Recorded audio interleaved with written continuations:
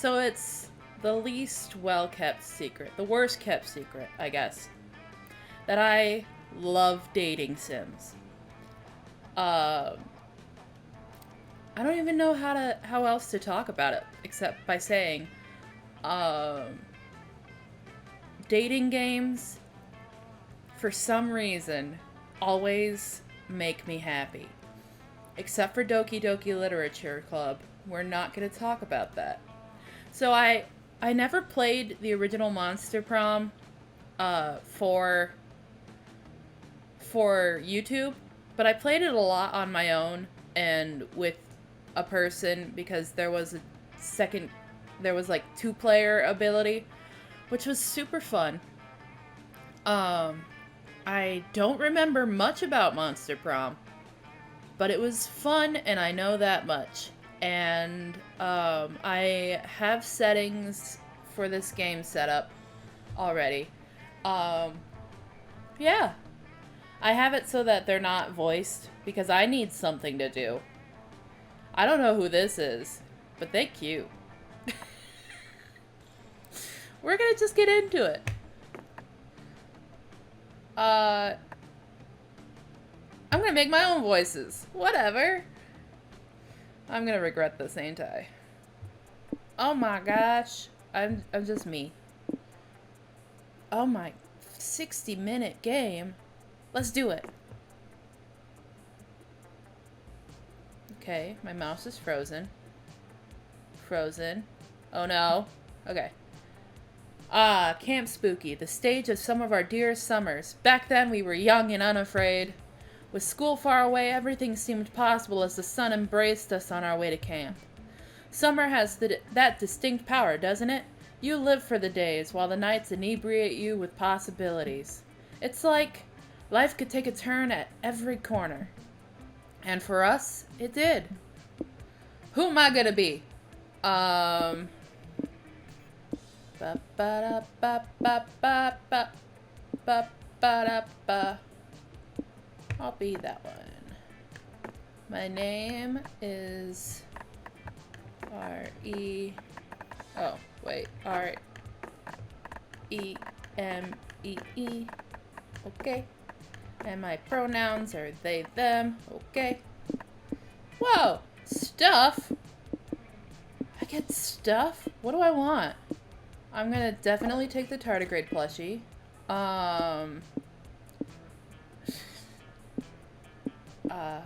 The ukulele. And what is human wool? Is that just made out of human hair? Okay. I don't think that's okay. I'm not of the group of people who can say if this is okay or not, but I don't feel like it's okay. And let's take marshmallows. I don't know what those are gonna do. One might say that the Monster Prom had hardened us on the highs and lows of love. I don't even know if this is gonna be like good for YouTube. I'm just gonna do it. But no, in love we're always absolute beginners. I'm gonna move my mic a little bit so I can hit the enter button.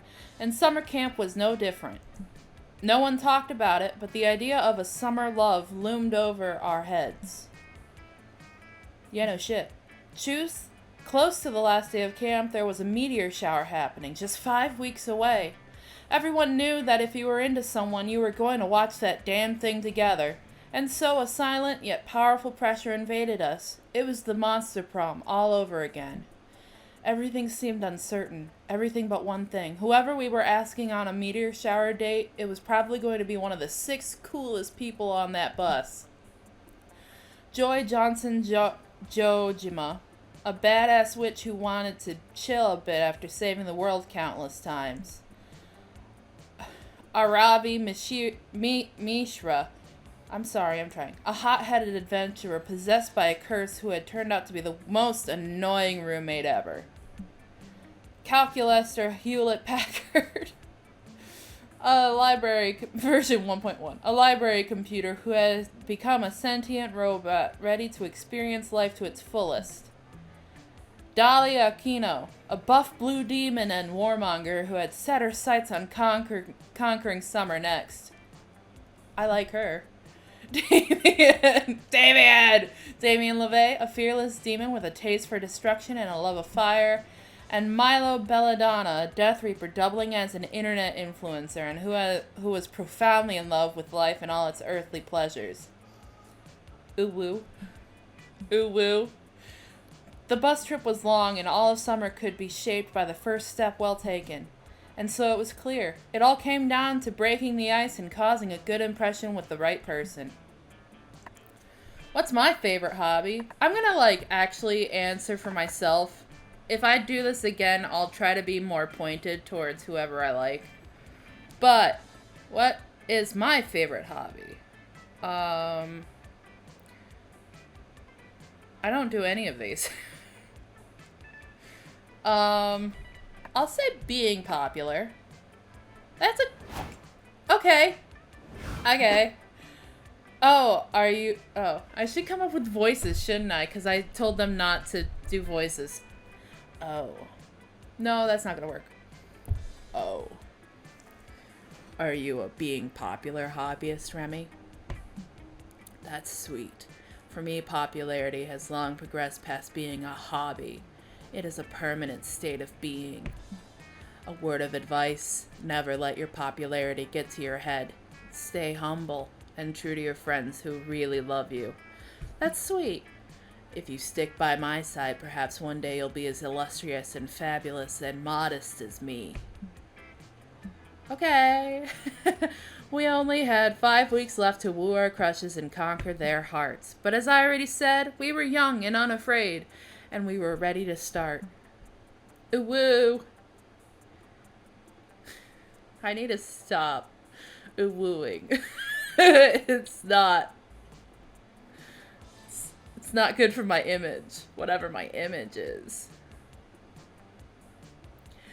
I don't know how to do voices. I just know how to do that one accent that I've been doing. Okay, what do I got? Smarts, boldness, creativity, charm, and fun. Okay. What do I want to work on? Oh. These have... Okay. What do I want to work on? Do I want to work on my smarts because it's the worst? Or do I want more creativity because that's just me? Let's work on my charm. Camp Dome. Whoa! That day you play competitive spin the bottle. You must kiss a camper from Camp Rival Camp. It's a long, intense kiss, in which your tongues wrestle mercilessly. What the heck? You apply some unexpected biting, since that's currently very high on the meta, while holding the back of their head to prevent an untimely escape. You win at kissing. It goes without saying you've earned +2 charm.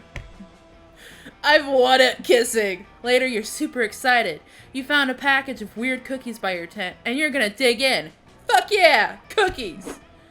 Well, if it isn't Remy. Put down those dog treats, darling. I need your assistance with a job.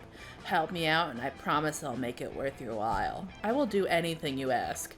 Milo just saved you from eating literal dog food, so you figure you owe them one. And besides, you'll do anything for this sexy Reaper. You agree to help with the gig. Milo leads you to a corpse with a soul floating over it. Wow, I guess souls are just like glowing balls that float, and people can just see them. Good to know. Very soul eater. Aw, aren't you an adorable little soul? Hello, dear. My name is Milo. I'm Death, obviously. The soul responds, Hail and well met! I am the master of peasant torture for my divine sovereign, the Mer-King. If memory serves, the Mer-King chopped off my head. Yep, you're super dead.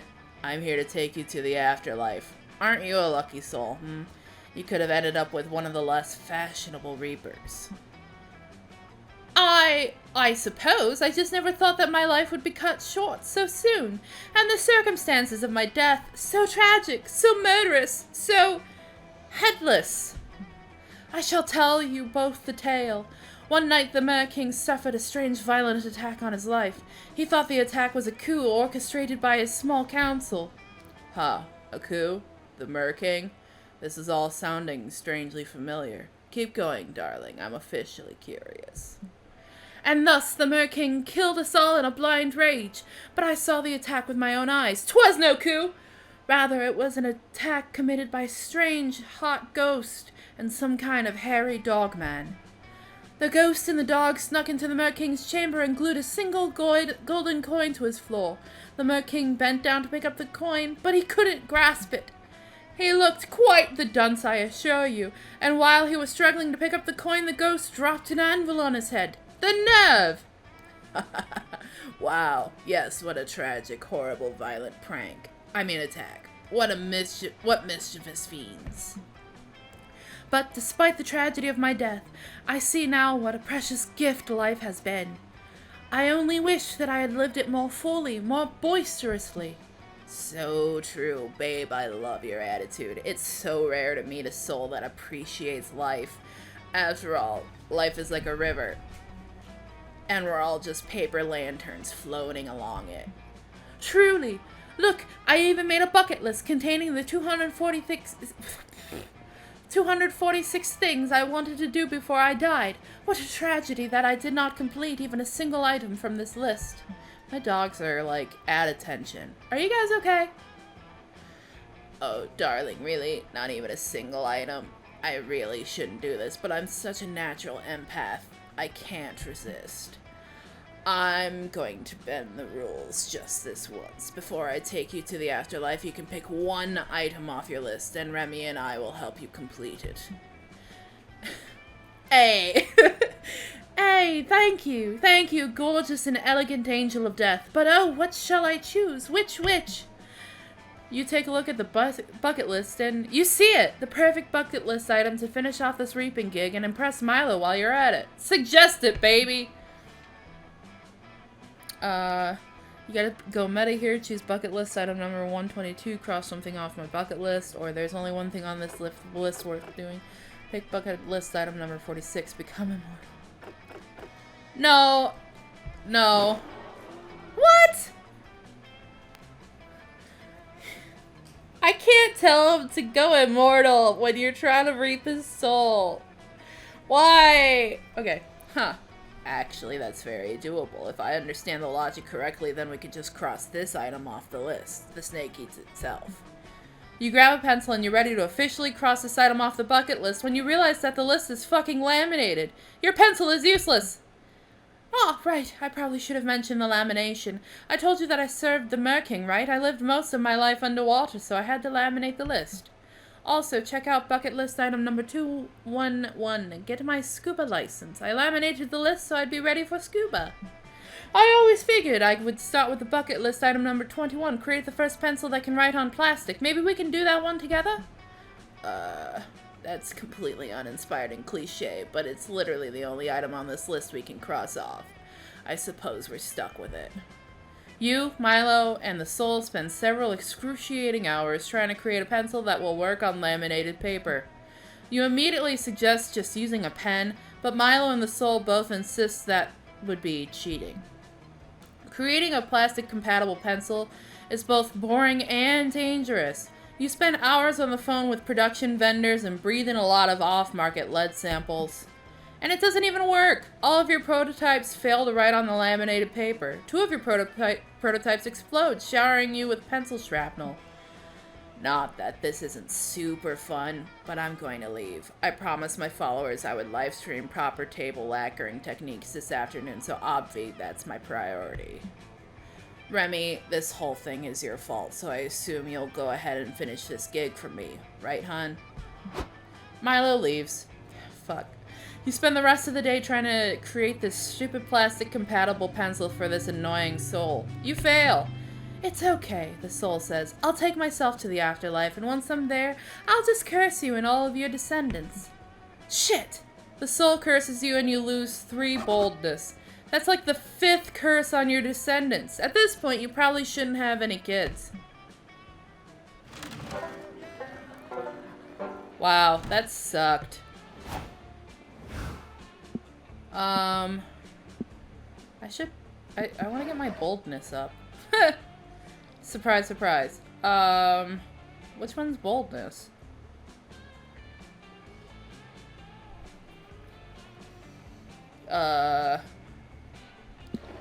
Woods, Lake.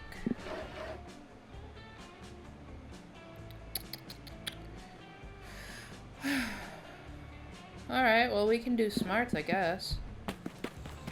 While hiking through the woods, you come across a bunch of delicious edible mushrooms. Well, you think they're edible anyway. I mean, you ate them. On a completely unrelated note, you also meet an ancient, all-powerful god who's timelessly intelligent and also really into vaporwave for some reason. You gain 2 smarts from your dope conversation with the vaporwave god. Excuse me. You and Milo have followed Damien into the woods to catch his favorite wild beast. Wildfire! Wildfire! Come out, wherever you are! We've been searching for hours, Damien. If we haven't lured the wildfire out yet, I don't think we ever will. Not without a lighter and some gasoline. No! I already told you it's not wildfire if I light it myself. That's tame fire. I think you mean arson. Whatever! Let's just head back to camp. Wait, I don't want to say I'm lost because I'm never lost, but let's just say I have no idea which direction camp is in. Great. Sometimes you have to lose your way to find your way. Not all who wander are lost. 2 roads diverged in a wood, and we took the road with better selfie potential. Fuck all that! I'm just gonna use this compass I picked off a corpse. No one can prove I murdered. Thank God, I lied about this being a good thing. If we don't get back to camp before my trail mix review live stream, I might as well delete my account. Wait, what? What bullshit is this? This broken-ass compass only points north. Camp is to the east. Point east, compass. East! You dumb fuckboot. Point east! This is hurting my throat. You expect Milo to at least try to help out, but they're just filming Damien's hissy fit from a safe distance. Looks like it's up to you to find east.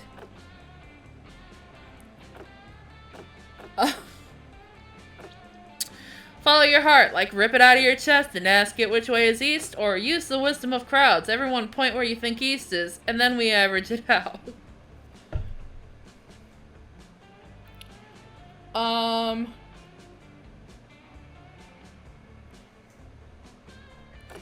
I don't know. My intuition's bad. Okay. If there's one thing I've learned from social media, it's that everyone yelling their opinions at the same time is the best way to get everything done. Let's rock! 1, 2, 3. You each point a different direction. Using the science math of averages, you figure out the direction the fates have decreed you go and start following that trail. You walk through the woods until you come upon a totally normal water park where you are greeted by Cumpy the Compass, who loves water, a costumed mascot.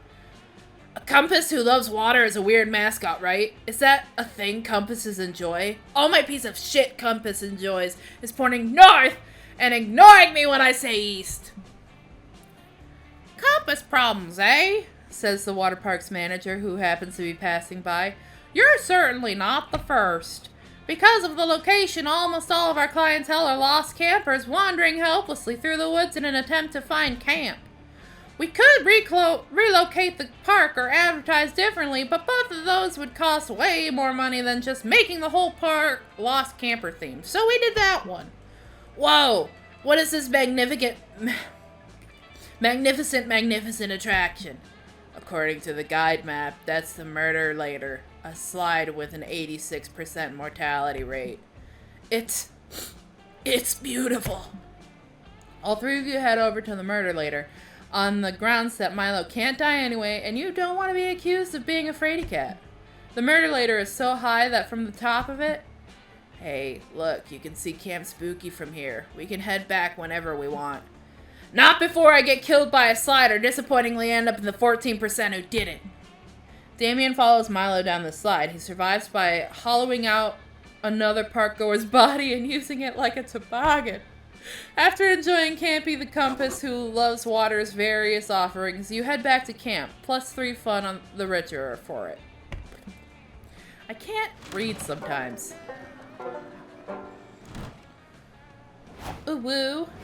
Ooh woo. Mothman. Ooh woo. We got...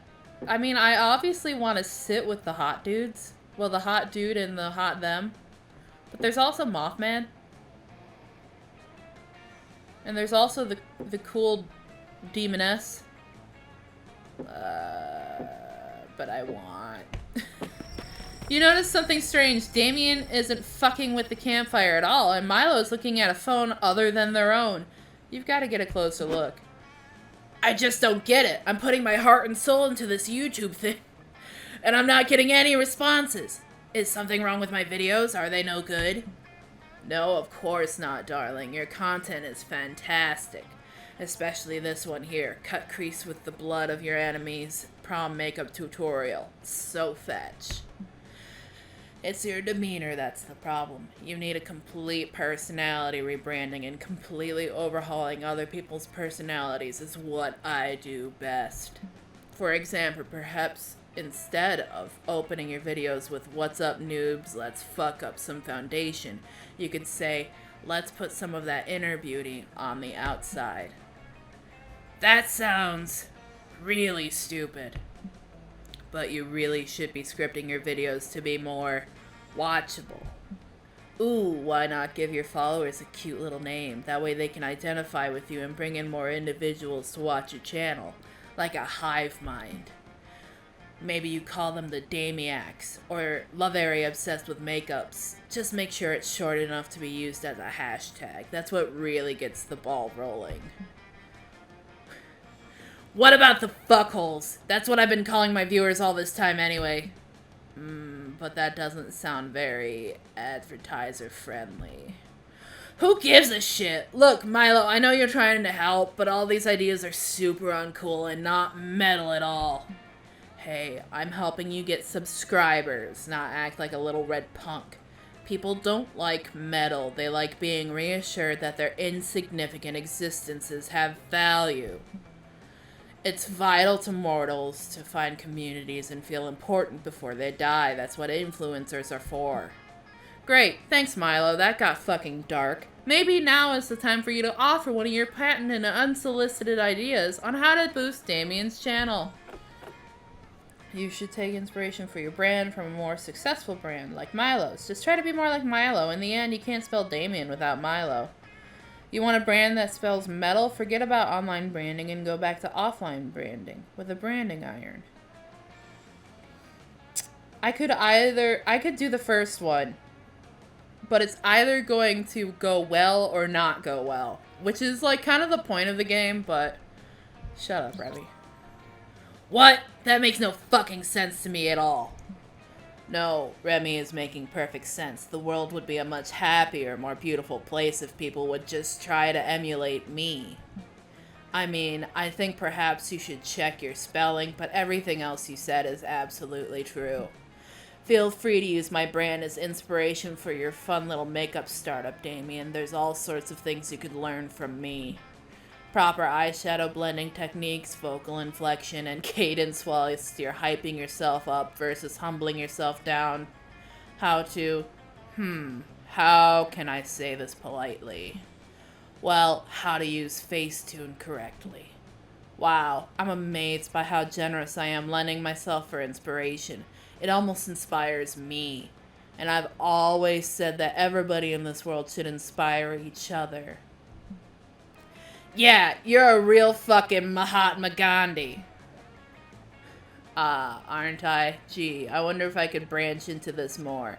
I'm sure there are tons of brands that could benefit from behaving more like me. Like Disney. Oh god. They're nice, sure, but they haven't got a generous bone in their body. Just look what happened when they tried to share with Sony. On that note, what about streaming? Streaming business in general. Netflix, Hulu, Amazon Prime. I'm sure all of them could benefit from a nice, generous coat of Milo paint. What wondrous ideas we have together, Remy. Come, darling, help me draft some emails. The two of you quickly forget about Damien while you single-handedly try to solve the pay-per-streaming crisis. You fail miserably, but it's a fun bonding experience regardless, and Milo even lets you touch their phone. For an Instagrammer, that's basically second base. Bada bing, bada boom, baby! I'm not gonna do well in the long run, but, like, it's fun now. Where is boldness? Is that this one? I'll try this one. While you're exploring the haunted manor, you hear a voice calling your name. It comes from under the bed. Two blood-red eyes stare at you from the inky darkness under the bed. A voice sounds older A voice that sounds older than time whispers, "Do you want to gain some boldness, Remy?" You say yes because you actually do want that. Okay, here you go. Whatever that thing is, it gives you 2 boldness. What a nice under the bed thing. There's little you love more than loving on Milo. Oops. So it's fun to see how many other people are in the same lovesick boat. This comment says the composition of your selfies is always so artistic, you should go into photography. And this person says you post the most inspirational quotes. Day equals made. This one just says, hit me up with that Reaper dick day. Well, assuming all the Grim Reapers have dicks and or identify as male is so 14th century Europe. But I am flattered by the sentiment. Love keeping my fandom hooked on my aesthetics and thirsty for all of me. For my all of me. Mix Belladonna, I was expecting to hear a conversation on owning your attractiveness, being true to your identity, and historical monster lore, but what do I find? Exactly the conversation you described, camp director Miss Weaving? No! You on your phone, as always, probably making blog posts on your TikTok page.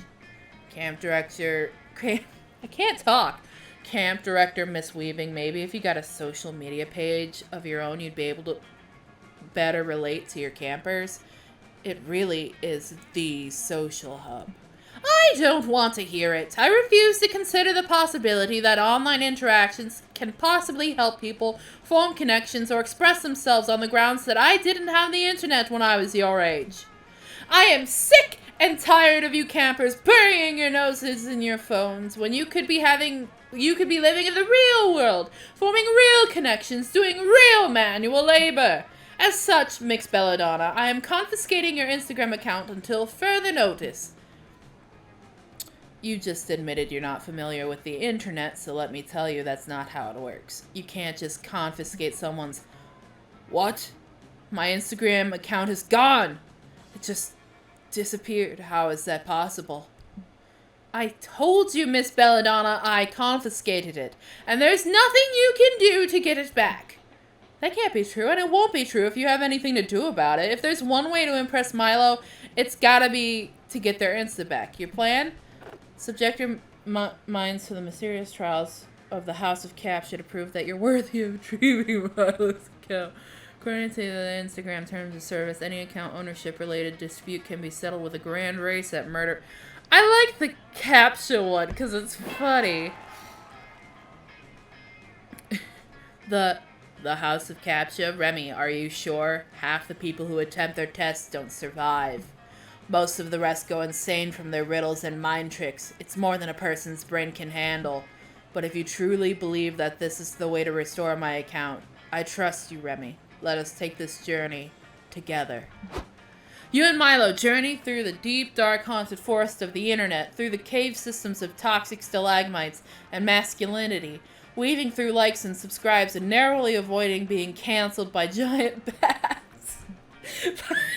Finally, you reach a large castle, balanced precariously on a pile of rocks. You go inside and are greeted by hooded monks who silently guide you into the first room of tests. The moment you enter the first room, you are suddenly surrounded by images swirling and moving. A deep, booming voice asks you, which of these images contain traffic lights? Together, you and Milo carefully and nervously touch each image containing a traffic light. You are silently guided to the next room. This room has a floor of sand on which has been scrawled some nearly imperceptible phrase. A large stick lies next to it. I don't know what to do. But you do! You squint at the letters, imagining how they would look less slanted, less pixelated. You pick up the stick and write X5RG2 below it. You're right, that was the phrase that was there. A trapdoor swings open where the writing was, and you and Milo descend a ladder into the darkness. Approach the flames, says a voice, clearly referencing the fire in the middle of the room, and whisper into it the name of your first pet. The two of you do so, and the fire turns bright green. One final question, says the voice, tone more intense than ever. Look deep into your soul and ask yourself, then answer me. Are you a robot? As a Reaper, much of my life seems to have been prescribed, my career, my duties, but my choices, personalities, and hobbies are entirely my own. No, I am not a robot. The fire goes out and is replaced by a floating white orb which glows softly.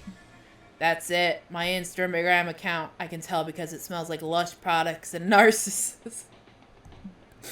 Milo puts the orb in their pocket and their Instagram account is immediately restored to them. They are eternally grateful to you, so into your pocket goes 2 charm and 1 fun. Hell yeah, baby! Okay, what do I want? Okay, I like 5s, so let's go up on my charm. Let's go up on my charm. That day you join the merciless trials of the Camp Dome. Your team is faced with a potato sack race.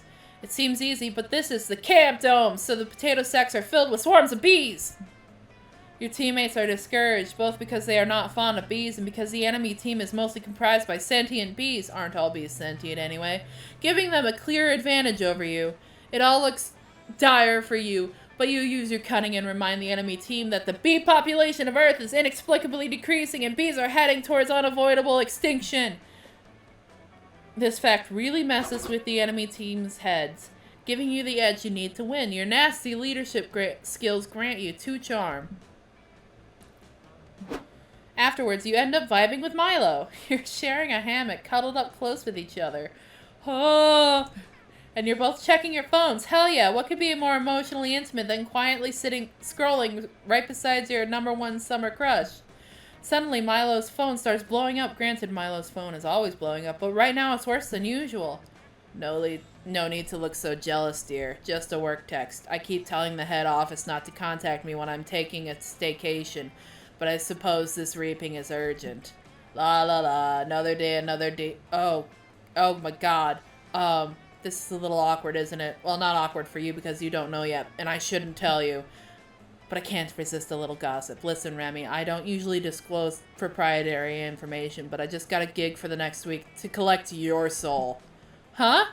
Milo's gonna collect... You're gonna reap your soul? That sounds super terrifying and a little bit hot. You ask Milo if this means you're going to die next week. Short answer, yep, you're totally going to die. Long answer, life, death, and fate are weird and messy, and it's hard to say 100% because of quantum nonsense. But if I'm getting the gig... Yeah, you're gonna die. Congrats.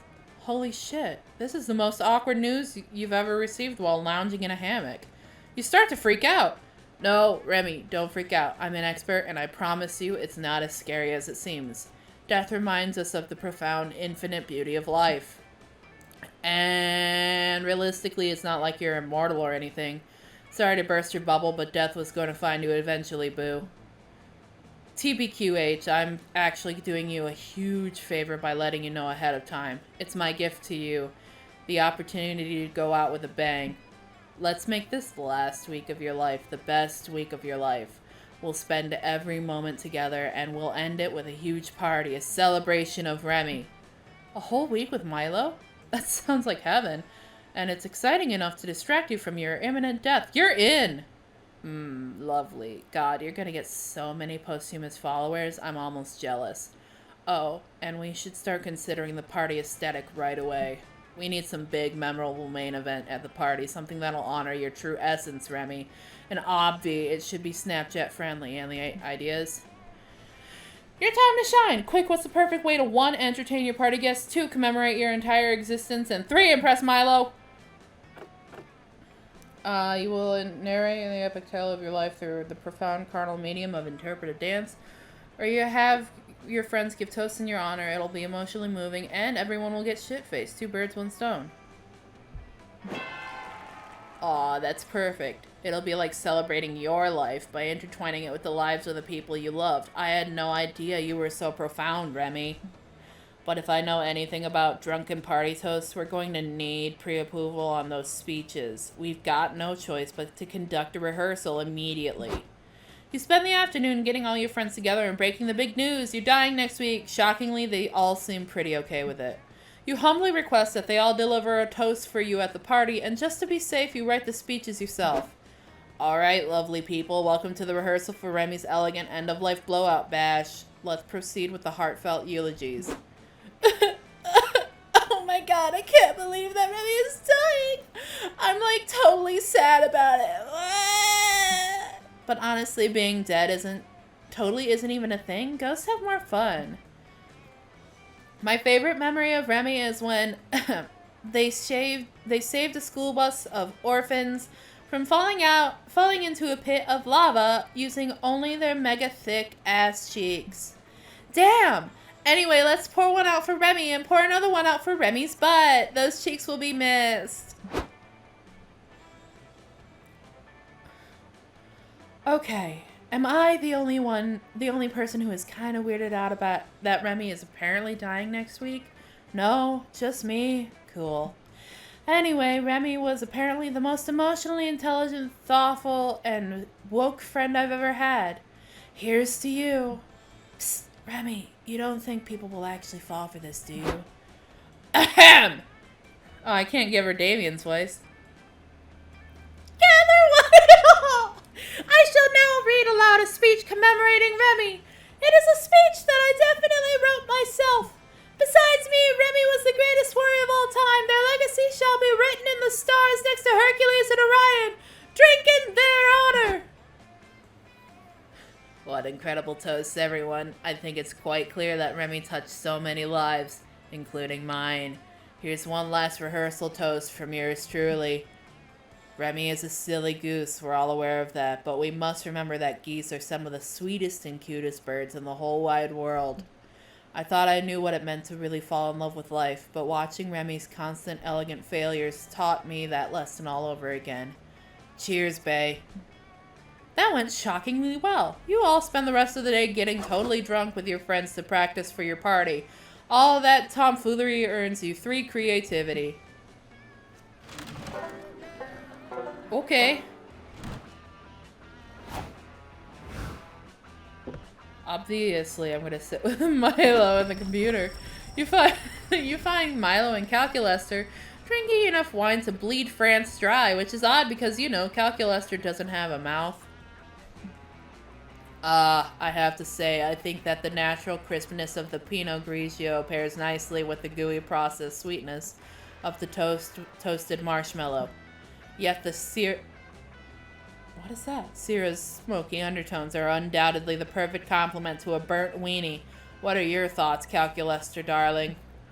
I think that a nice box of red wine is exactly what I need to relax after an exhausting PTA meeting and a thoroughly unsatisfying lovemaking session with my husband, Greg. What on earth are you talking about? Oh, sorry, was my meaning not clear enough? Perhaps this minion meme will suffice to explain my thoughts. Look, here it says I whine because my kids whine. What a clever little pun. Where are you getting your sommelier information from? I don't think it's a terribly credible source. Sigh. I fear you are right, friend Milo, but I have no taste buds, so I have resorted to Google searching I love wine in order to formulate my critique. But I dearly wish to participate somehow. It seems that the bitter tastes of wine and divorce are integral to the organic experience. How can I be a part of it? What a fascinating aesthetic question. Truly, how can a wholesome computer boy enjoy a wine tasting? Wine tasting isn't about taste, it's about drama. What does the wine make you reflect? How does the wine make you reflect on the feeling, flavorful joys of life? It's okay, Cal. Nobody actually drinks wine at a tasting anyway. Just swirl it around and throw in 2 random adjectives together and people will think you're cultured as hell. A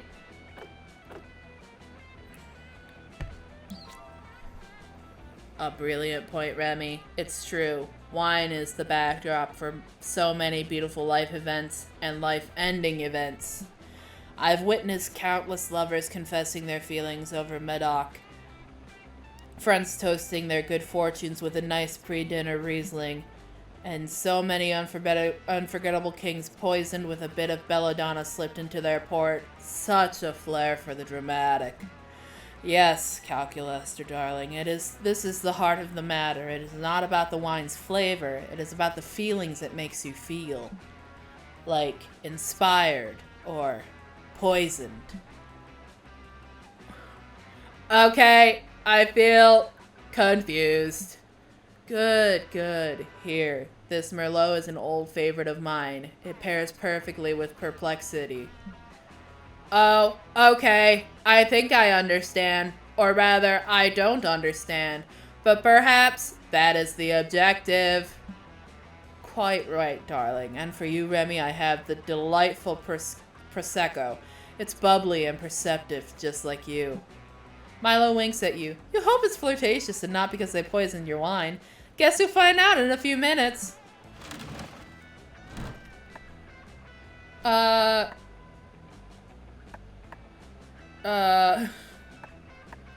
Use my skills? Ah, welcome. You're new here? Don't fret, don't fret, let me explain how this works. This is wild, yet simple. I have a selection of drinks at hand, yet hands come and go.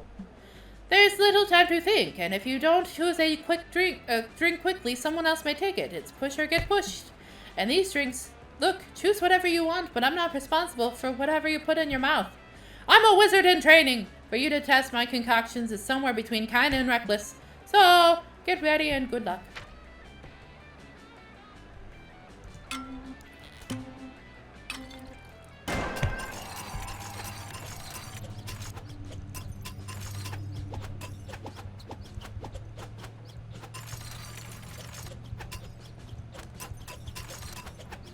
What am I doing?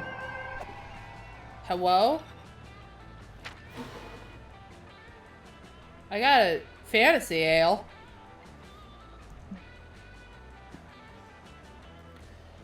I always thought focusing on stuff like fun or creativity was a bit frivolous.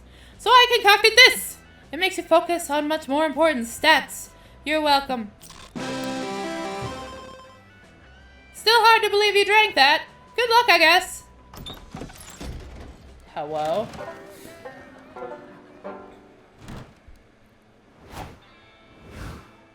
I don't know what I did.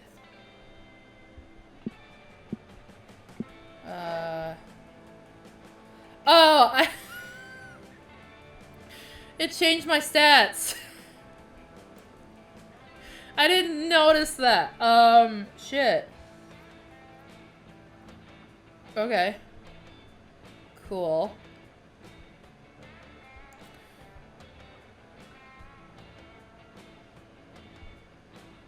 Alright. Let's go to Scout HQ. Okay. That day in Monster Scouts, they teach you how to use the stars and trees' bark to find your way when you get lost. On the internet.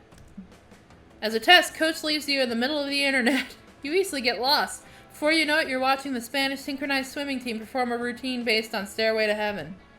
You don't earn the orientation while in the internet badge, but you definitely gain 2 dexterity from watching such a beautiful display of skill. You find Coach and Milo holding a large tarp. You assume somebody's died and head over to loot the body, but it's something else altogether. You're doing terrific, Milo. Now we just stretch this tarp between these 4 anchor points and we've made a waterproof canopy. Why? What do you mean, why? This is a class on how to create a shelter to help you survive in the woods. Oh, I thought we were learning how to create an emergency photo backdrop in case you suddenly need new headshots in the middle of the woods. No, Milo, I teach survival skills here at Scouts HQ. Yes, exactly. Taking emergency headshots is not a survival skill. Oh, and creating a rainproof canopy is somehow? Well, yes, protecting yourself and your companions from the rain can help ward off trenchfoot, tuberculosis, and collapsing morale. But trenchfoot, tuberculosis, and collapsing morale are some of my oldest friends. We went to elementary school together. Besides, I wouldn't be caught dead huddled under a canopy like this. Partially because I can't die, but mainly because it's not my aesthetic. If I'm ever stranded in the woods, I'll just pop into a luxury villa and write out my harrowing wilderness experience in tastefully understated opulence. There aren't any luxury villas in the woods, Milo. The closest thing they have... I keep hurting my throat. Luxury villas are trees, and those are much more like trees than luxury villas. No luxury villas, but I'm an influencer. I'm sure once I tell those trees how many followers I have, they'll... I'm gonna stop you right there, Milo. I know this is going to be hard to believe, but trees don't care how many followers you have. Well, that's bleak. Okay, I'm back on board with this shelter plan, but only if we can find a way to make this shelter grammable. Grammable. Oh, I know, we'll pack the shelter full of knit blankets and Werther's Originals. Any grandma would be happy to live there.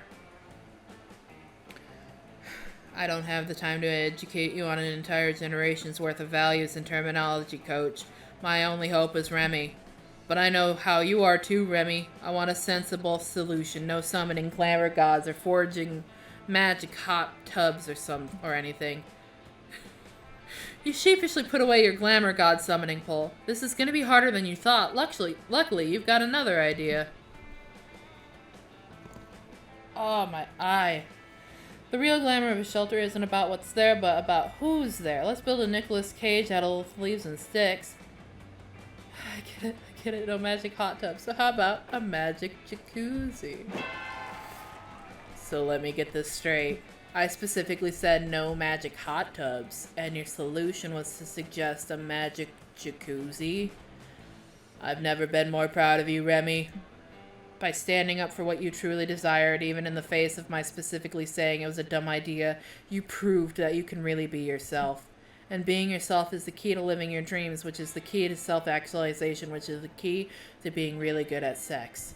So you see, all along I was really just testing you to see how good at sex you are deep down in your soul. Wait, so this whole class was just a test of your moral sexiness? Just an elaborate setup designed to encourage you to be better? Yes, all of it. Hashtag living your best life. But what about Coach? Surely Coach wasn't in on it. Oh, that's not Coach. Look again. Oh, it's just a mop with an orange blanket draped over it. You were so horny for Milo, you couldn't tell the difference. Whoops! Good thing Milo thinks you're spiritually enlightened and not just like super dumb. You gained 2 strength and 1 charisma.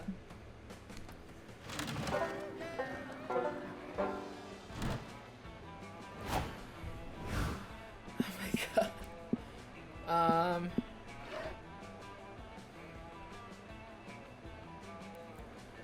Guess I need wisdom. That day you go into the woods searching for edible roots to make a wilderness tea. You find lots of roots. Beetroot, ginger root, the square root of pie, the root of all evil. You brew it all together and it's the most delicious tea you've ever had. It's so rooted with knowledge that you gain 2 wisdom.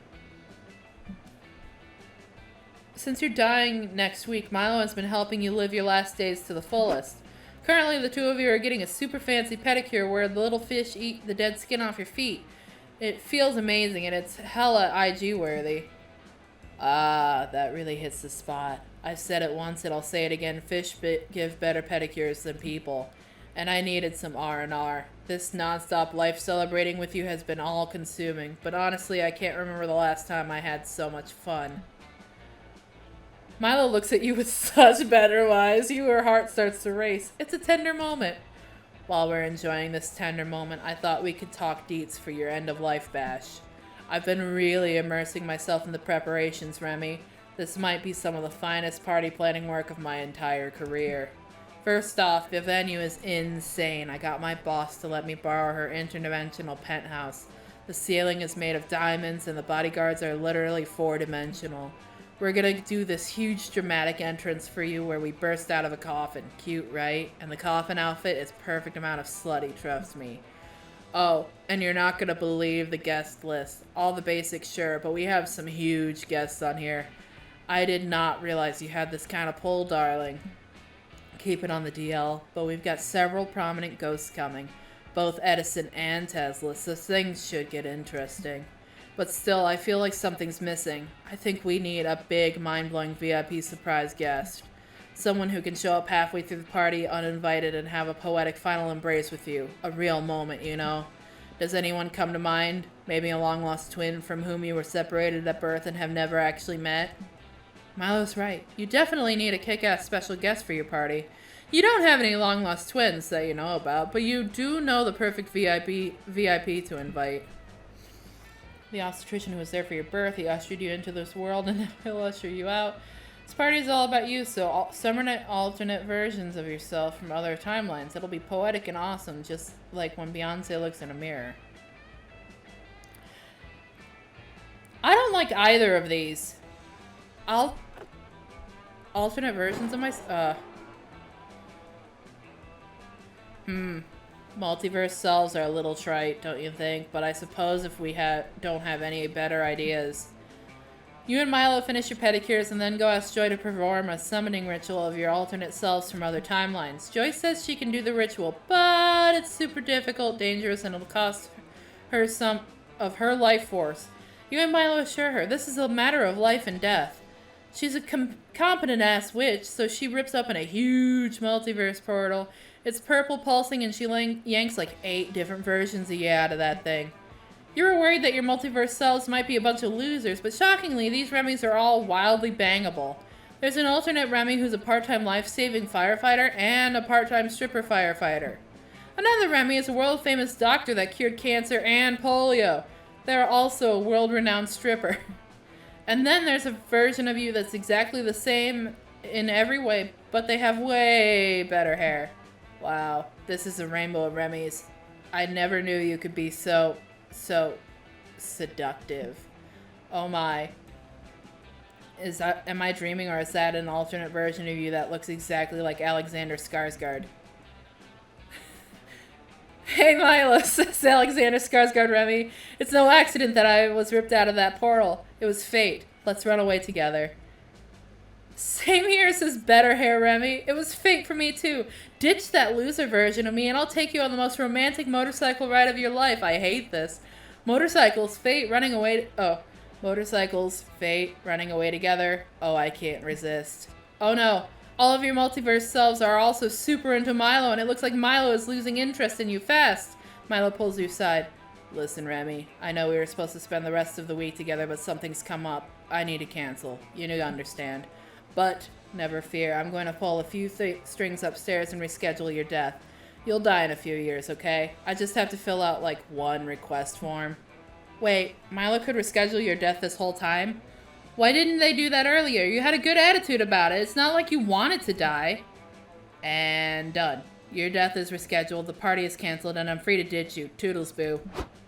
Milo saunters away to go enjoy the obviously superior Remys that have come through the multiverse portal.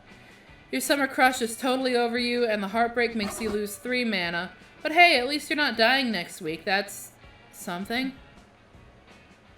Wow, that genuinely hurt a bit.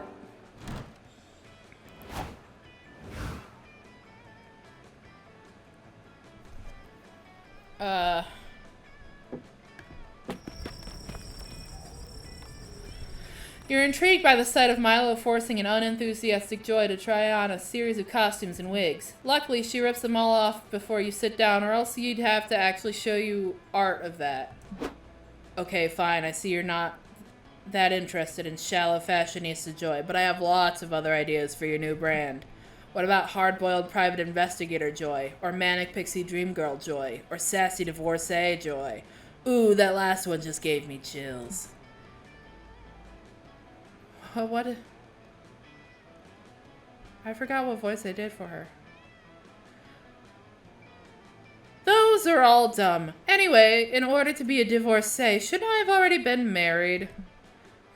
Good point. Wait, your wedding could be the plot of episode 1. This coven stuff writes itself. Milo, I already told you I don't need a new brand. I don't even have a brand. The idea that my personality is merely a trademark is dehumanizing and reductive. Joy, you're taking this too personally. Of course, personalities are complex and beautiful, but everybody still needs their own brand. You more so than anybody. Every season of The Coven requires some fresh renewal or adaptation in order to keep audiences interested. Think of it as character growth. I'd rather think of it as pass. Come on, it already makes sense. Just look at all the different brands you've had in past seasons. Like what? Like Insecure but Brave Joy, who fought to fill the shoes of previous Coven leader Grace after her tragic death. Or Grim Interdimensional Survivor Joy, who used the quantum compass to hop through dimensions after the Herald of the Longest Night killed Hope. Or, my personal favorite, Stoic Heartbroken Joy, who was forced to move on after Liam disappeared in episode 9 until you two properly broke up on good terms. Wow, you're a pretty big Coven fan, aren't you? I dabble on some forums, which is why you should trust me with your next brand transformation. I know Joy Johnson Johima better than you do. Johnson Jojima. Actually, Milo knows Joy Johnson Jojima only second best. At least that's what you're going to make them believe. What brand should Joy adopt for the next season? Oh my. The Relax and Left Alone by Milo or Exuberant Salsa Champion. I'm going with the Salsa Champion. That sounds fabulous. What? That makes no sense at all. I'm a force of light and good in the world. My brand doesn't include dancing, which is what will make it so unexpected. Salsa is such a spicy, vibrant variety of dance. It'll be the perfect obstacle for the normally doom and gloom Joy to overcome. Hey, just because I wear a lot of black and sing in a screamo band and constantly worry that the world is about to end does not mean I'm doom and gloom. Oh my goddess, maybe it does. We should get you a salsa costume right away. I'll get my edible arrangements guy to make you a fruit hat before you can even say arriba. No, Milo, I'm serious. I cannot and do not want to dance. Oh, psh. Don't be silly. You can dance. Remember what the esteemed Bob Ross always said. Talent is a pursued interest. Anything you can practice, you can do. I do understand we're on a time crunch, though. Showbiz waits for no one. I'll sign us up for salsa classes immediately. Tell me, who sounds more like the more competent teacher to you? Camilla Crazy Feet Fernandez or Loco Lorenzo and the Saucy Siete? Goodbye. Hey, great idea, Joy. Divide and conquer. You go start practicing your steps and your twirls, and I'll make headway on the costume. You stay here and work with me, Remy, since this was your brilliant idea. Tell me, do you envision Joy wearing a blood orange mini dress or a beaded bralette? Well, you can certainly envision one undead hottie wearing those outfits, but it isn't Joy. This is giving you lots of ideas for a sexy Dia de los Muertos. You spend the evening helping Milo brainstorm salsa Joy ideas. It's not gonna go anywhere, of course, but when has it ever been the point?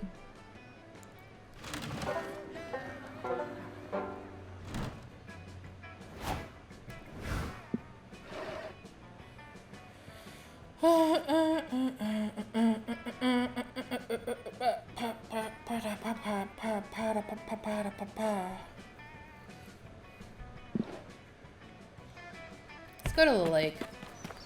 Oh, I'm so cute. That day you bring a magazine to read by the lake. The cover story is how to gain fun while camping with your 6 hottest, most charismatic friends. Step 1, go to the lake. Step 2, wait. Wait, that's it? Then why hasn't that worked for you yet? Oh wait, you just gained 2 mana. Thanks, Cosmopolitan. Afterwards, you find Dahlia Aravi and Milo crouched around something in the sand. You head over to see what they're looking at. Come on, Dwayne! Crush him! Crush that crustacean! Rip his shell off! Eat his organs! Do a spin move! Try moving a few centimeters to the left where I can get a better photo of you. You get close enough to see what they're yelling at. Two hermit crabs are facing off against each other in a ring of other agitated hermit crabs. This is it, the Hermit Crab Fight Club spoken of in Monster Cave legend. Right now it looks anything but legendary, though. The crab they're calling Dwayne is getting its shell shocked by a much larger and handsomer crab. The fight is soon over. Ah, come on, at least win one match, you stupid crab. Pathetic! You're hardly worthy of the name Dwayne the Rock Lobster Johnson!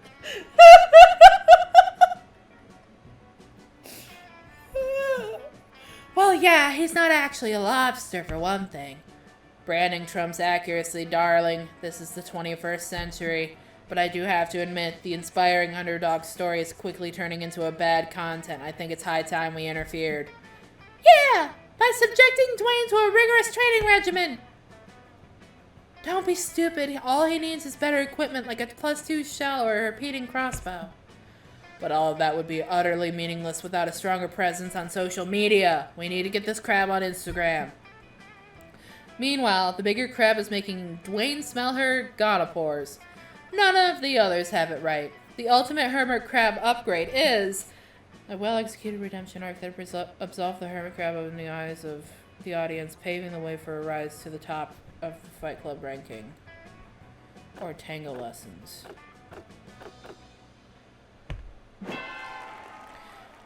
Yes, triumphing over one's inner demons is a great way to build a brand. Fans love it when you experience a devastating personal tragedy live online. Remember, you can't spell the contents of your soul without content. Agreed! A well-executed redemption arc will provide ample opportunities for training montages! What? Emotional growth? Training montages? That's gonna take way too long. I vote we speedrun this shit. Here, I brought crab steroids. Before anyone can object, Aravi jams a syringe between Dwayne's armor plates and shoots him full of crustacean muscle juice. There! Simple! He'll get strong and he'll murder the other crabs. Life hack! But soon. Oh fuck! Dwayne the Rock Lobster Johnson has become addicted to steroids. Who could have foreseen this? This is what we get for skipping the training montage. Never skip the training montage, Aravi! Calm down, you two. I think the steroid addiction might actually be a good thing. Don't you see? This is the low point of the redemption arc. All we need to do is get Dwayne off steroids and he'll be redeemed in the eyes of the audience. My gods! By ignoring Remy's wisdom, I ended up doing exactly what they suggested anyway. This is some ancient prophecy shit right here. But will there be a training montage? There can be as many training montages as you want, Dahlia. As many as you want. 17 training montages later, plus an additional training montage to train you all into how to do good training montages. Well, I've certainly learned a valuable lesson about attempting to contradict Remy's advice. Also that giving steroids to hermit crabs is wrong. I've learned that it's possible to do a training montage inside a training montage. And I've learned that my younger followers really identify with hermit crabs for some reason. Probably something to do with the economy. Everybody wins. Everybody includes you. You gain 2 wisdom and 1 dexterity. Woo!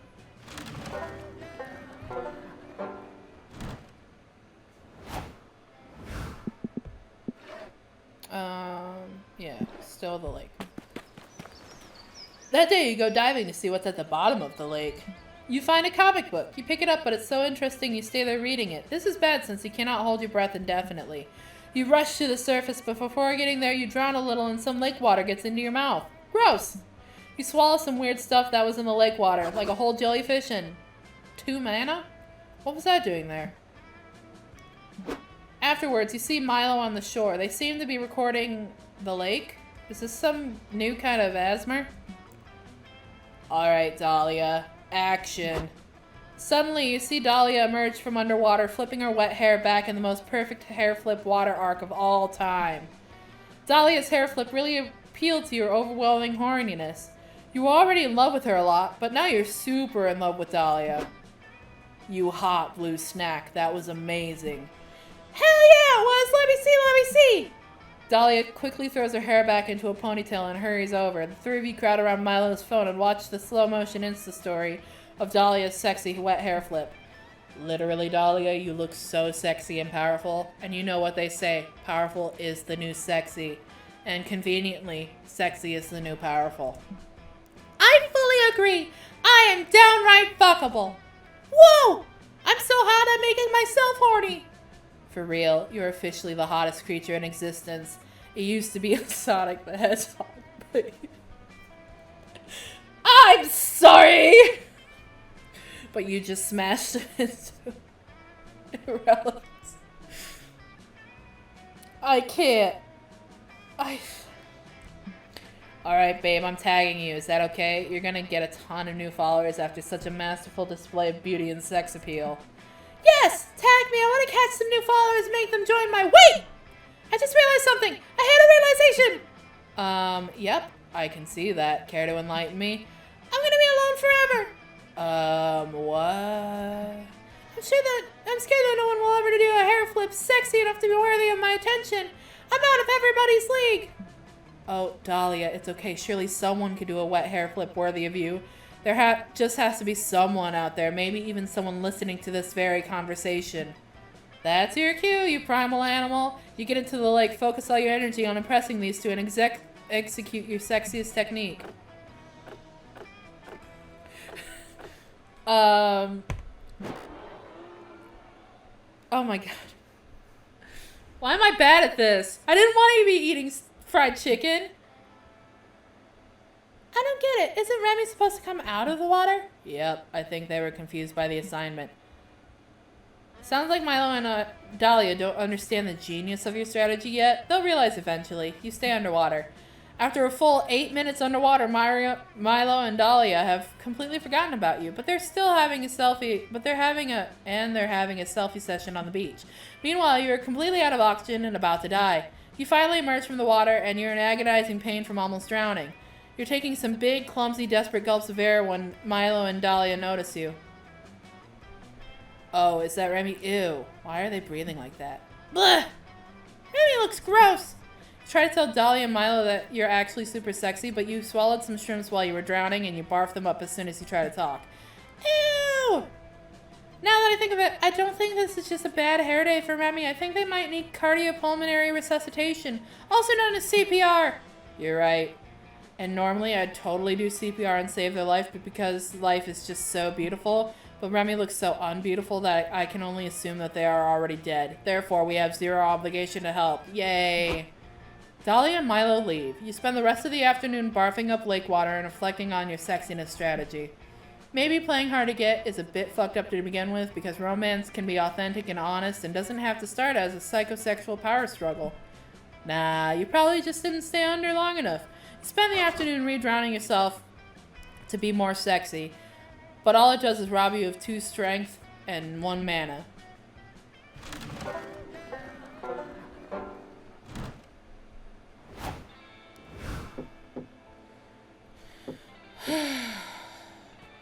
I'm bad at this game. You wander over to the campfire, hoping to peer pressure someone into making you a s'more.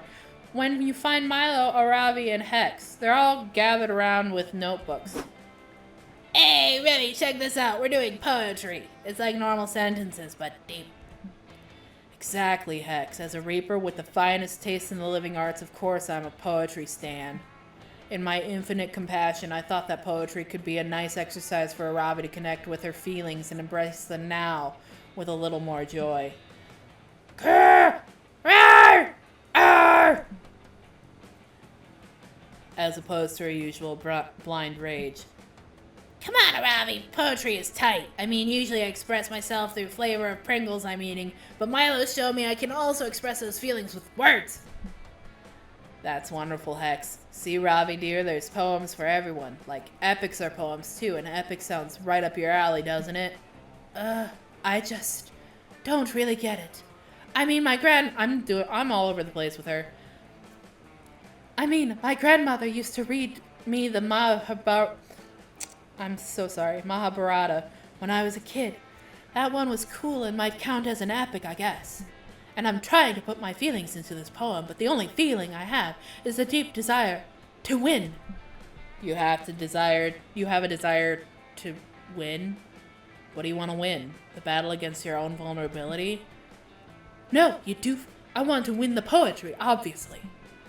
Aravi, this is not a competition. Poetry is the opposite of competitive. You're insulting Sylvia Plath by implying otherwise. As usual, Milo's just lying to my face so they can try to get an advantage in this poetry battle. Nice try, Milo. That trick won't work on me. Besides, I've told you this over and over. Everything is a competition. Everything? What about, I don't know, sleeping? Yes, it is. It's a competition for who can get the most of it. Or you can do a challenge to run to see who can survive on the least sleep possible. Well, what about yoga? A competition for who's the most bendy and sweaty, duh. Wait, you guys, listen to this poem I just wrote. Bagels. They used to be everywhere, but now they are inside me. It's a metaphor for consumerism. Wait, it's a metaphor for consumerism. Milo's getting frustrated with Aravi's lack of vulnerability, and Aravi's about to physically fight Milo. Intervene with someone's feelings before someone's feelings get hurt. Ever heard of slam poetry? It's poetry that you can turn into a blunt weapon to beat your opponents with. Whoever can club an enemy to death with their poem is a winner. Aravi, you haven't even been writing poems. These are just walkthrough guides. Everyone here is a winner. It isn't you. Sorry, but like the other... What? What? Whoa, did you just say blunt weapons? I specialize in blunt weaponry. No, Remy. Slam poetry is a form of poetry reading that rewards the most ham-fisted performance possible. It's too late. Aravi is no longer listening. She's rolled up her poems like a newspaper, and she's using them to beat the shit out of a pair of nearby goblins. Those goblins were clearly just taking a union-approved smoke break from their normal gig of being dungeon monsters, but Aravi doesn't listen when they insist they're off duty. Even though the goblins are screaming in pain, they do seem to like Aravi's poetry.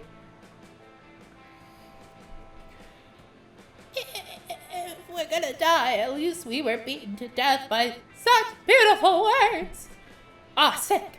Check out the loot I got from these dead goblins. 2 whole packs of cigarettes. Nice! Do you even smoke? Fuck no. But I can craft, I guess a cigarette helmet? Is that a thing? Well, I'm scandalized by this violence, but do you feel a bit better now, Aravi? Yeah, it felt kind of good to get it all out like that. Maybe poetry really is a good outlet for anger and other bad feelings and stuff. I finally understand poetry. It truly is a beautiful art. I'm so happy we're finally on the same stanza.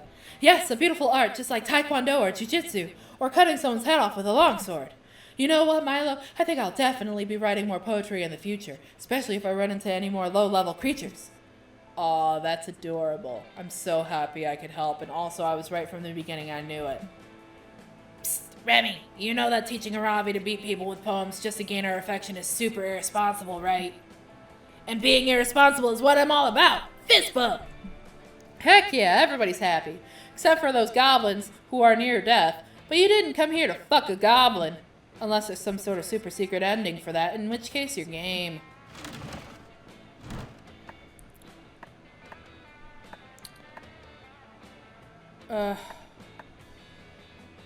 I'm scared.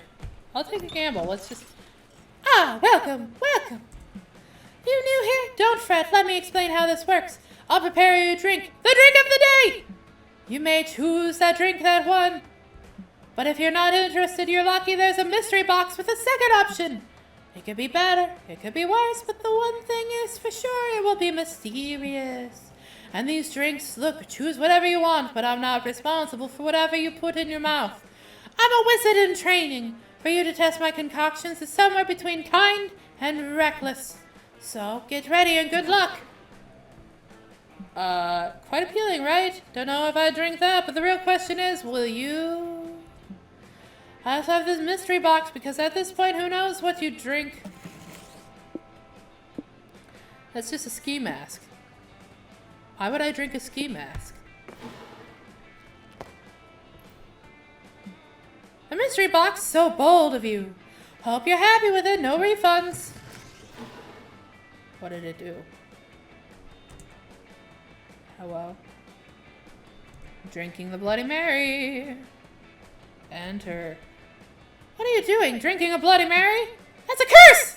Who drinks curses? Just because I keep my curses in glasses and cups, it doesn't mean you should drink them. When anyone visits a location, they will lose stats. Have fun with that. Still hard to believe you drank that. Good luck, I guess. You monster.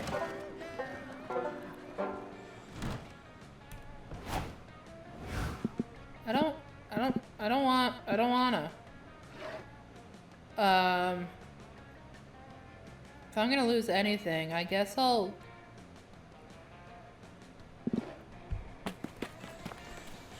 That day you go on a hiking trip with a bunch of random campers. You live some weird adventures and share personal stories and secrets. You don't know their names and they don't seem to have their own character models, but they reveal to you they're a part of a different game, a survival resource managing one.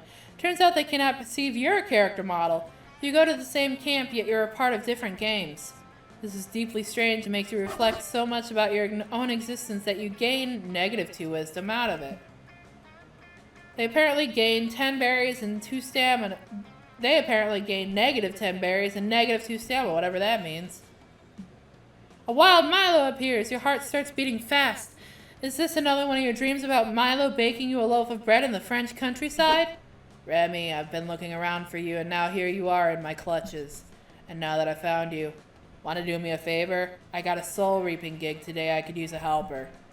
You're 80% sure this isn't a dream. Just count your fingers. You agree to help Milo. They lead you to a fresh corpse with a soul waiting right above it. The soul looks like a dope blue orb. Hi, I'm Death, but my friends call me Milo. Let me be the first to say congrats on shuffling off that pesky mortal coil. Ah, I've been expecting you. I assume you're here to lead me to the afterlife? I died for a few minutes when I was a child, so I'm somewhat familiar with the intake process. Exactly. Oh, I love souls who have died before. They're refreshingly chill. I'm just going to ask you a few questions before we go. First, state your name, please. I am Remedius Targaryak, commander of the Mer-King's Guard and knight of the Mer-Realm. Praise be the Mer-King. And just to confirm that you're actually dead, how were you killed? Prepare thyself. 'Tis a terrifying story. I served many years on the Mer-King's Council, but 'twas the Mer-King himself who killed me. We already did something like this. One night the Mer-King was attacked in his sleep. He survived but became paranoid of his small council, thinking the attack was a coup. His paranoia led him to behead me, the most loyal knight. But the Mer-King was wrong. Just before my death, I discovered the attack was orchestrated by an ancient order who hath authored many terrible acts across history. This foul order is known as Masters. They execute their devious plans. They chant, Masters, Masters, Masters! But they spell it with a Z. 'Twas horrifying beyond belief. And I happened to notice that the Masters had quite admirable derrieres. Seriously, they were caked up to a ridiculous degree. Wow, that was a lot. I'm just going to check the death by courtly intrigue high fantasy box on the form. Now that we've completed the identity and morality checks, I see that you qualify to choose your afterlife destination. Congrats! Which afterlife would you like to be taken to? There are infinite afterlives that you can choose from, so really the only limit here is your own imagination. Ugh, that's so poetic. I love my job. Oh, bother, I'm actually rather unsure. I enjoyed pudding, so perhaps some kind of dairy, or rather maybe an orgy? But that's so cliche. Egad, let me think for a moment. I realize that you are literally contemplating infinity here, but please hurry this up. I have a very strict posting schedule to get back to. My followers need consistency, babe. Looks like Milo's getting impatient. You can tell because they just tweeted, I'm super impatient right now, lol. Quick, suggest an afterlife destination for the soul. A big farm upstate with plenty of room to run. Or if you've collected enough karma points, you can redeem them to get reincarnated as a sentient burrito or a K-pop star. I like that one. My lovely assistant Remy is right. If we count your karma points, then you've got 2 reincarnation options. A sentient burrito or a K-pop star. Reincarnation sounds amazing. I feel like I could get really good at life if I gave it one more try. Can you tell me more? Of course. The K-pop star reincarnation package is one of our popular, coveted second lives. You'll travel all around the world. You'll hit the highest high notes. And despite everything you give up for the stage, I can guarantee that your massive devoted fans will make it all worthwhile. Dreamy, right? That sounds like the ideal reincarnation. I can basically guarantee that I'm going to pick that option. You'd have to be an idiot not to choose that. But tell me more about this burrito thing. Oh, sure. Nobody ever picks the burrito package. If you become a sentient burrito, you can choose which protein filling you have, and you come with pico de gallo, no extra cost. I have one very, very, very important question. Can I eat myself? Let me check the fine print and... Yes. You can eat yourself. But you will also feel real pain if someone else eats you. God, that's awful. I assume you're going to make me a fucking chorizo burrito! What? You can't be serious. Think about what you're saying. A burrito's existence is full of pain and suffering. I died when I was really craving Taco Bell, alright? Get off my dick! Make me a burrito, it's not a fetish thing! Oh, fuck it. Chase your bliss, babe. Milo snaps their fingers and the soul starts fading into a halo of light. I'm so happy, it sobs with joy. I'm finally going to be a burrito. I've never been so happy. Finally. God, that one took forever to deal with, but you really helped me move things along. Thanks for being my little helper, Remy. Milo pats you on the head. Head pats. Later that night, I love the head pats. 'Cause, like, mood. Hey, since you were so helpful today, I got you a little surprise. Milo reveals the dinner plate holding a juicy, delicious-looking burrito. Yep, it's that burrito. I pulled a few strings up for a little dinner date, Remy. You and Milo eat the sentient burrito. He screams the whole time, but it's still pretty romantic. Also, you learn that consuming a merfolk soul earns you 2 charisma and 1 wisdom. That's terrifying. I just ate a sentient burrito. Why do you guys have arrows now? Oh, because... Okay, I get it. Yeah, whatever. That day you get lost hiking in the woods. You use the stars, aka nature's compass, to get back to camp. The stars actually teach you all sorts of things, like how one of the stars in Orion's belt is actually a nebula. Stars also teach you Italian, the quadratic formula, and the true meaning of friendship. Wow, the stars sure are smart. They give you -2 wisdom. Later, you're enjoying the sunset alongside Milo, eating delicious artisan sandwiches and listening to music together. It's not often that Camp Spooky is so enjoyable. Oh, Remy, isn't this nice? We truly are #blessed to be able to sit back and enjoy life's sensual pleasures so deeply and without stress. I often find that people spend their time rushing from one task to the next, never taking the time to stop and smell the point, which is such a waste. I mean, life is a bit like the sandwich. No, stay with me. I'm going somewhere good with this.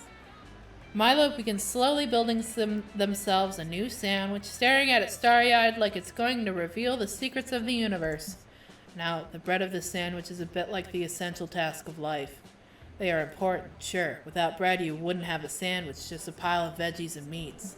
However, the meat, or vegetarian alternative to live your best life, of the sandwich is like your soul. It's the most important part of your life. And the toppings, the cheese, the portobello mushrooms, the garlic aioli, those are life's sensual pleasures. They complement the soul, and the sandwich would be woefully bland without them. Is that why I eat sandwiches dry? I mean, I eat them with cheese. Does cheese count as not dry? And a sandwich as beautiful and unique as this doesn't deserve to be eaten in just a few bites. You need to savor it, enjoy it. Maybe throw a pic of it on your story for clout. Look, what I'm saying is I wish we could forget about setting goals and living by them all the time. Whatever happened to just letting life happen and immersing yourself in it? Oh, wow. Okay, you've got to try this sandwich, Remy. Not only is it an amazing metaphor for my constant pursuit of sensual pleasures, but it's delicious as hell. Holy shit, this sandwich is incredible. But you're sure you can impress Milo with something better than a Reuben? It's clear they love life's sensual pleasures, but what pleasure would they love most of all? Mindful meditation is like curating the cheese plate of the soul or eating ass. I'm gonna go with mindful meditation. Hey, that's an incredible idea, an incredible metaphor. It's so poetic and in a way so deeply accurate. Perhaps we could try it together, Remy, so that we may be mutually enlightened. Oh, I'm so excited. Who knows? This could turn out sexy in a weird way. You and Milo sit across from each other and they start leading you in the exercise. Now relax. Take a deep breath. In through the nose, out through the mouth. Now do it again. Envision the air you breathe in as a warm, savory, slightly buttery, like the world's best slice of aged brie. And envision the air you breathe out as dark, corrupted, like a rotten wheel of Munster that was taken out of the cask too early. Imagine expelling it from your soul. Let go of your negative thoughts. All other lesser cuisines have vanished from your mind. We are reaching our inner camembert. Everyone's inner camembert is different. For instance, mine is lightly flambéed with a hint of Mediterranean spices and a delicious melt-in-your-mouth center. It reflects my spicy persona, but pays homage to my rich inner life and personality. There is no more negativity. There are no stressors in life. There is only the two of us and our inner camembert. Reach for it. Take a nibble. Doesn't it taste good? Yes, reach for that camembert. Find your soul in the darkness, Remy. Seize it, feel it, taste its spiritual aura in your third tongue. Namaste. Wow. Wow. That was certainly a rush. I could really feel the contours of your soul, Remy. I almost feel like I need a cigarette. That wouldn't be very spiritually cleansing, though. Maybe I could smoke a stick of incense. This entanglement of souls has left you both feeling spiritually heightened and also craving cheese. You gain 2 charisma and 1 strength. The last day of summer is here! Oh no! Of course Milo's gonna be my summer love. Like, what the fuck? Yeah. Go to the meteor shower with me, babe. You finally gather the courage and ask your beloved to watch the meteor shower with you. The two of us, a summer fling. Oh no. What? Oh! What a novel idea. But I think I have an even better idea. What if I run a poll to see what my fans think before I respond? Okay, setting it up. Great, the fans aren't going to like me. Great, now we just wait for the people to start voting. And 43,277 people voted don't date Remy, which is kind of impressive in 5 minutes. 322 people voted, is this a joke? Please, please, for all that is sacred, don't date Remy. Ouch. That one is very intriguing since that wasn't even an option. Then there's 2 votes for yes, date them. One is, of course, your vote. The other from someone called Milo Forever 4423. Oh, no, wait. Milo Forever 4423 just DM'd me. Milo, wait, that was my cat who was walking over my phone. Please don't date Remy. If you do because of this vote, I will never forgive myself. Oh well, the people have spoken. No! Oh, it hurts. This is terrible. Why did you take all those Monster Scout courses in surviving a bear attack? You should have taken the ones on surviving rejection. You were not ready for this. You weren't ready for a bear attack either, apparently, since one attacks you right after that, and you cannot do anything but get your whole face mauled. Man.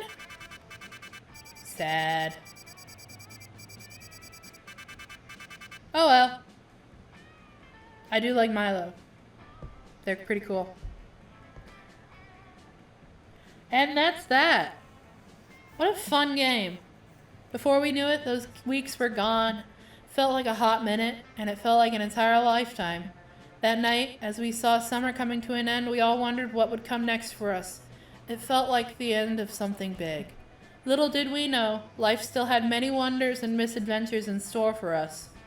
Now I'm older and I can see it, how those years became the foundation of the mythology of our lives. Broken hearts turned tragedies sung for centuries. Wild nights became epics treasured forever.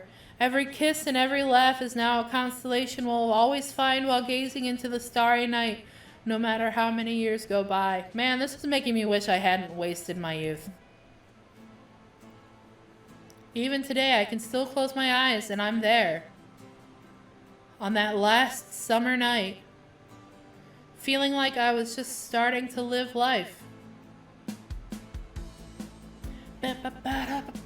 With all my friends around that campfire, so young and unafraid, and so ready to start. Welcome to a dreamer version of the dreaded song. Thanks for playing Monster Camp.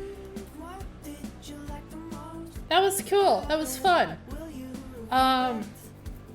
This has been a very long episode, and I feel bad. life's dreamers of the world? Oh, Milo's so cute. Okay, I gotta call it an episode, but Precious, so you can use it with no conditions. I just unlocked Ko-Fi Beats to Relax Steady to. Okay. So, thank you guys for watching. That was an hour and a half long, and I'm so sorry. I'll try to read faster or something. If I do this again. Maybe this was just a one-off. I don't know. Let me know. Make my decision for me. Love you guys. Bye-bye.